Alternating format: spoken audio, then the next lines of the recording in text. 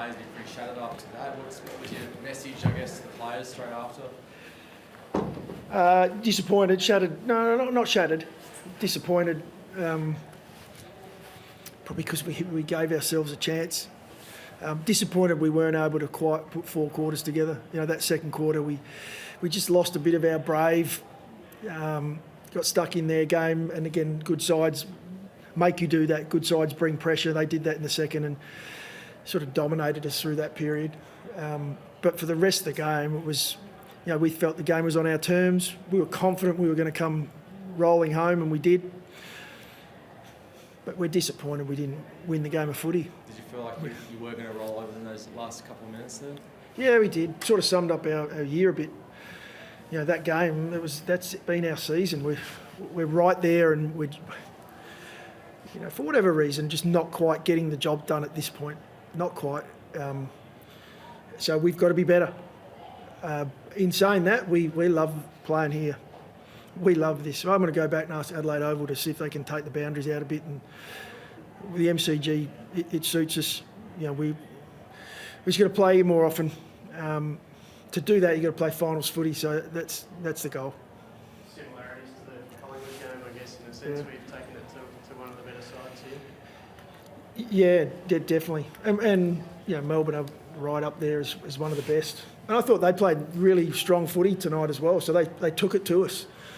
And that's probably the most pleasing part. We didn't play a Melbourne team that were off. They were on.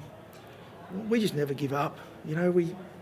That's what makes me so proud of our group, is they just don't give up. I think it was 2 or 3 times it looked like the game was done, and we just kept coming, and we got back to even, and then again it looks like it's done again, but we're still coming. So execution in the end is what has cost us the game in front of goal.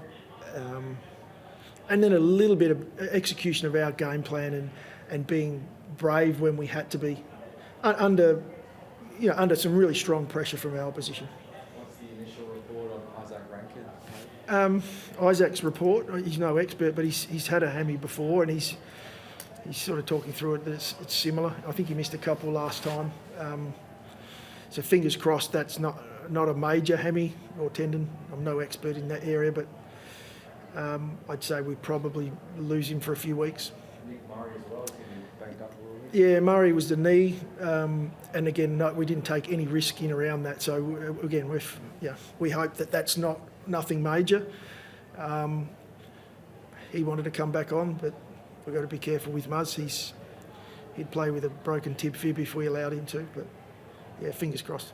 You got a bit unlucky with the timing there as well, didn't you? With making the sub just beforehand.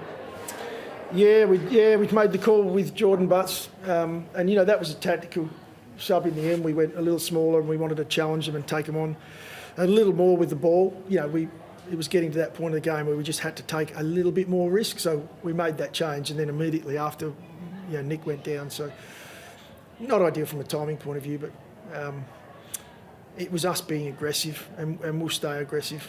We were coming here today to win the game of footy.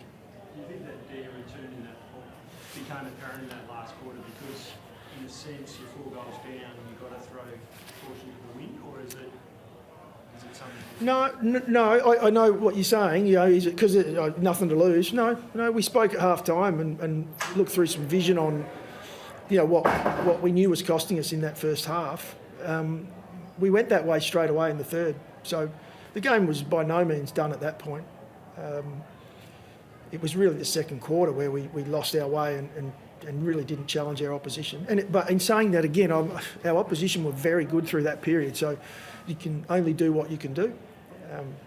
But we'll look back on that, and it'll be another sort of 10 or maybe 15-minute period where it's probably cost us the game. Still 5 games to go, but where you've got a little bit off the pace in terms of the final 8, where do you see your season? We're still fighting. We're still playing in relevant games. We're confident that we can still win, every game we go into. So we've got 5 to go. I think that gets us what we're after. That's a pretty big ask. We go into a showdown next week, against the top 2 side. But that's what we're about. We're about taking on the game and making sure we're in the fight every week. We'd like to think we're in it for the next 5 weeks. You get anyone back next week? Yeah, not sure as yet. Not sure. We have to keep an eye on how guys have pulled up. We had a great result with our Sandford side today. A really, really strong win. A number of guys playing in that side have stepped up. That was probably another really pleasing part about today. We talk about our squad. For the guys to come in, we had 4 changes. 2 of those were forced, but for Matty Crouch and Schoenberg and Nankervis to debut today, and Cook as well coming in. For those guys to be up to speed, it's a great sign of where our group's at. We've got guys ready to play if and when needed.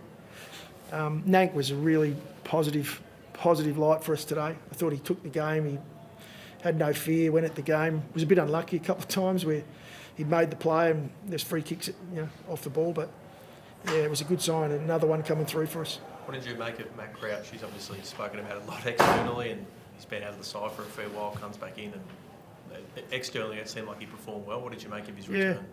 No, he came in, as I said, and right up to the speed of the game. He's an experienced player. He's been playing really strong footy at SANFL level. Probably held out slightly because of Rory Laird playing in our side and similar players. We could look at that going forward on what we do there and what sort of mix we take into that midfield. But I thought today he played a really important role, as a lot of the guys did. We didn't have too many weak links today. I thought the group really took it to a really strong opposition. Have you had discussions with him yet about what his future is beyond this year, or is it something that you hold until the season's end? Like all our players, they're all ongoing discussions. We continue to talk through all of that. We're very open and transparent about where we're working to. There's always decisions that won't be made till the end of the season when you talk about list management, what we're doing in the draft, so also acquisition. So we keep working in that space. Great, thank you. Thanks, guys.